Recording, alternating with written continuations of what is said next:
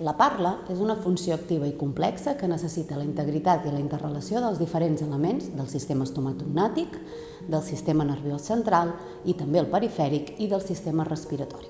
Tots aquests components han d'intervenir d'una forma adequada perquè hi hagi una correcta articulació. Hi ha diferents alteracions de la parla, però ens centrarem en aquelles que anomenem com a dislàlies funcionals, que són alteracions en l'articulació dels sons que formen la paraula, causades per una incorrecta coordinació dels moviments necessaris per articular. En aquests casos no hi ha cap trastorn físic ni orgànic que la justifiqui, únicament una incapacitat funcional o una incoordinació motora. Les dislàlies funcionals poden estar causades per diferents motius, des d'una respiració oral, passant per una succió prolongada en el temps, una deglució amb interposició lingual o una masticació ineficient a causa d'un piercing. Una altra de les causes pot ser una alteració en l'estructura oral, com una oclusió incorrecta, alteracions en l'articulació temporomandibular, entre altres. Alguns exemples d'aquestes alteracions de la parla d'origen funcional són llavis amb falta de tonicitat, que poden donar dificultat en l'emissió de sons bilabials com la M, labiodentals com la F o les vocals.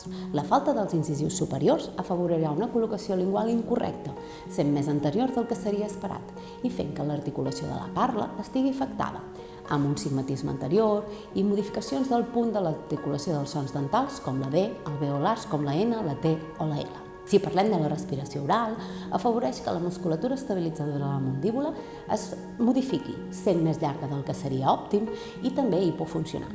En aquest cas, la parla serà imprecisa per falta de tonicitat i també agilitat lingual. La llengua en posició interdental provoca descol·locació de les incisives superiors o inferiors i això també passarà amb l'ús del xumet prellongat o la succió digital.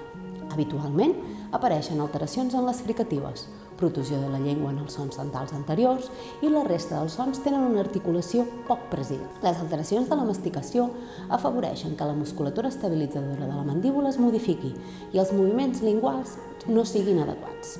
Apareixen mossegades creuades o obertes a nivell posterior.